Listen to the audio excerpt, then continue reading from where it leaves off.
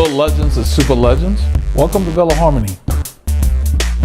I wanted to quickly do a short video covering pedal tension on the bike and the different closure systems that are out there on shoes.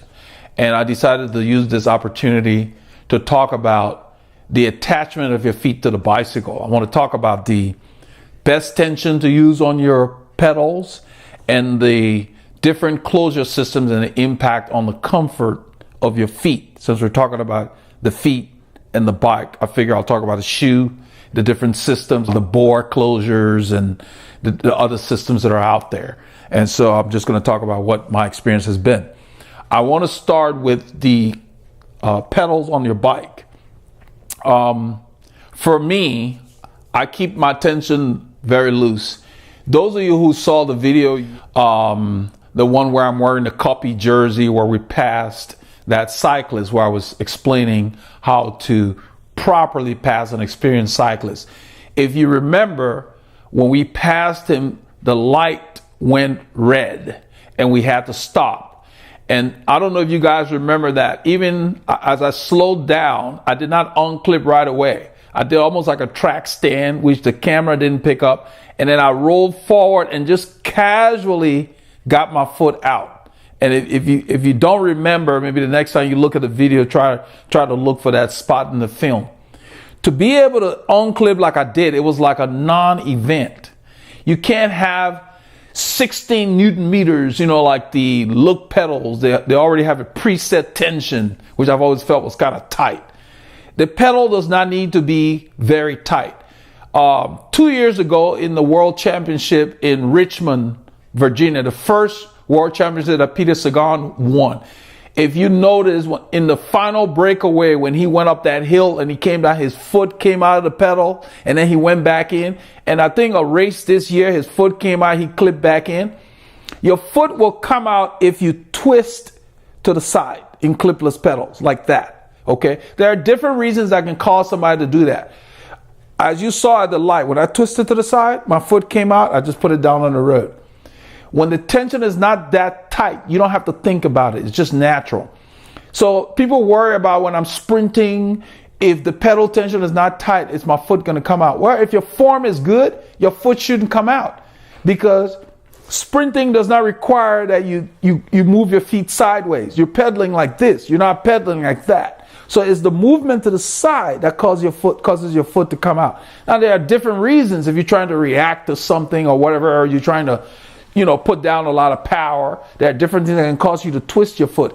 It's twisting to the side that causes your foot to come out. So don't worry about the tension being tight to keep your feet in. Focus on your form, whether you're sprinting or just riding, and make sure that you're pedaling forward and not turning your heel out to the side, or even in any movement to the side. Lateral movements causes your foot to disengage. That's natural, because when you fall, they want you to disengage from the bike.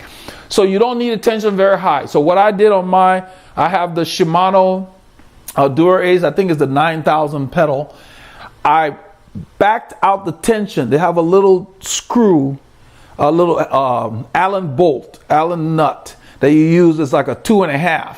And I backed it out all the way till it was completely loose, till it stopped.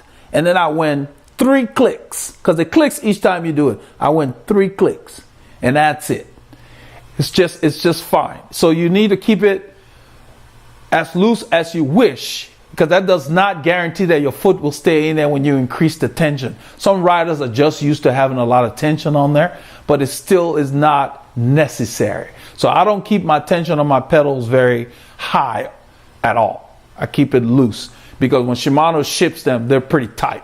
I think they're like in the middle or whatever. So I back it off completely loose and then just go 3 turns. That works for me. So you can play around with what setting you want, but don't think that you need to keep it tight to keep attached to the bike. Now, as far as the closures on the shoes, I don't have a shoe with the bore closure, but I've used them. Specialized makes them. They're fine. I have Velcro on this one. I have regular laces. What I want to stress is that regardless of the closure on the shoe, what's more important is the shape of the shoe compared to the shape of your foot. If you have high arch, then you need to get a shoe that's designed for people with high arches, because you can leave these things loose. If the shoe mates with your foot properly, you can pedal with these things loose. In fact, when I start out in the morning, I squish my toes together to make my foot take up more room as I put on the straps, because your foot will naturally swell right after exercise starts. So I never strap this on my foot in the regular position. I always bring my toes in and kind of make my foot bigger than it is, and then I pull the strap, so when my foot goes back down, it's just, you want it to just be snug, so that when your foot expands during exercise, you don't have to mess with the straps. I don't always get it right, but that's my routine. So I always just ball up my foot in the shoe as I put on the strap. Same thing if I do the laces. So focus more on the shape of the last, meaning the bottom of the shoe, and how it mates with your particular foot. And if it's not perfect, you may need a footbed if you want to go with that shoe. So if you're considering buying a shoe, regardless of the closure systems on the top, what's more important is how your foot fits the last of the shoe, because all the closure systems are fine. They work well. You know, the board systems let you dial in micro adjustments and all that. So they're kind of neat. The Velcro works just as well. You know, once I switched to Giro, I have not had any problems. So all of the different closure systems that they have, the ones I have, the old school laces here, and then the strap, they all work fine for me. So that's what I wanted to cover today, real quickly, to just get that out there and just share some tips with you guys. Now, this being Monday, this is the day when you want to maintain your bike. You know, clean your chain, check the tires after your weekend rides, so that you have your equipment in shape, so that the rest of the week you can successfully do your workouts without any interruption. So with that being said, get out there. Don't let anything stop you.